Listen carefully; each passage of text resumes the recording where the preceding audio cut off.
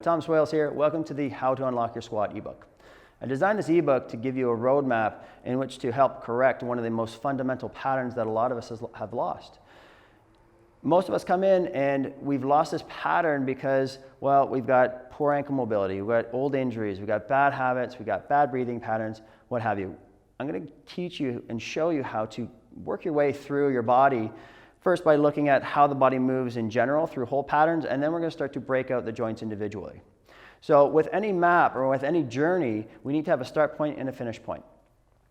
Having the start point, we know where we want to begin. Having the finish point, we know where we want to end.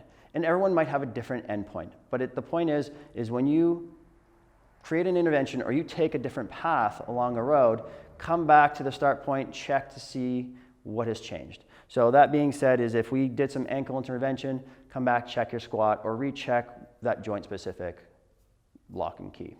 All right. So I'm going to use the lock and key theory as I speak, and it's essentially, I've used this analogy for quite a while because the body's ever changing. It's completely dynamic. It changes from day to day. Cells turn over, cells die, cells repair.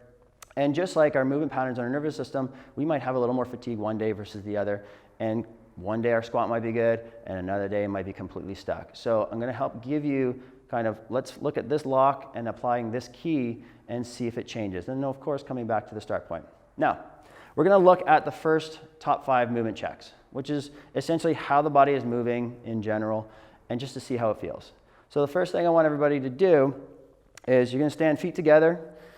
You're going to take a nice deep breath in, exhale, and you're just going to come down and just see how things feel. Do you feel tightness in one hamstring more than the other?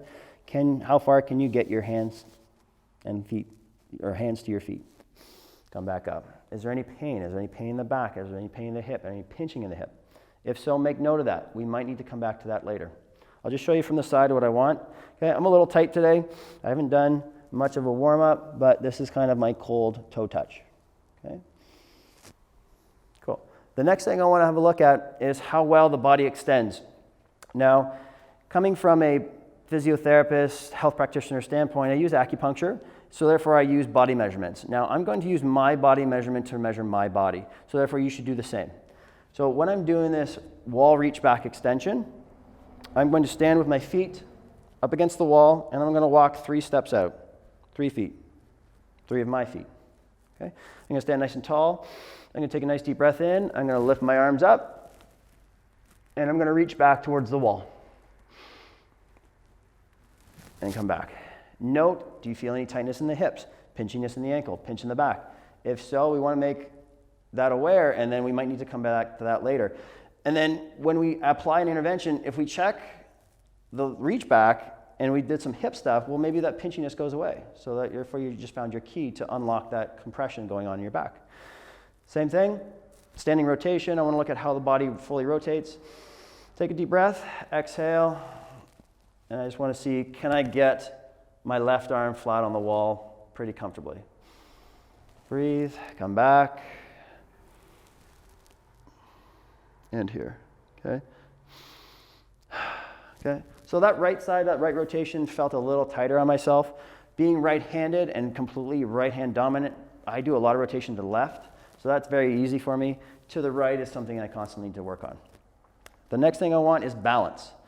Balance becomes a huge issue, especially as we get older. We don't test our balance, our feet get weak, our kinetic chain, proprioception, whatever. It all gets thrown off. So, deep breath in, exhale, and I want to see how high you can get that leg up, because essentially this is a squat on this side of my body. It's just an open kinetic chain squat. 10 seconds, hold. Okay, again, is there any tightness in the hip, any pinchiness in this one? Come back, exhale,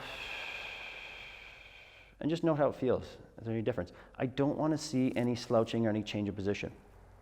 Your head height should not change, okay? You shouldn't be buckling down, shouldn't be bending the knee. Everything should be nice and locked, okay? And then the last one, of course, is we're going to check your squat pattern. Now, we need to understand the difference between assessing a squat and actually training a squat. Assessing a squat, I'll have people stand feet just outside shoulder width, feet pointing straight, no turnout yet, okay? Hands up overhead, and squat down just bum below 90 degrees, okay? Is it comfortable? Do you feel more tightness? Are you shifting?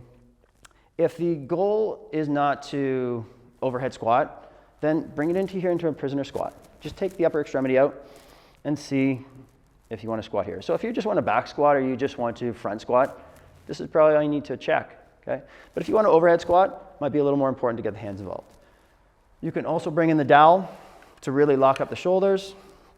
So here, again, we're going to press that straight up, come on down, and just look at how deep you want to go. Below knees, that's all I want to see, okay? But if you want to go deeper, if your goal is to get your butt almost to the floor, well, that's where you need to check it, okay? And note, is there any wanting to flare out of the hips? We're just going to make note of that right now. We don't know what's going on.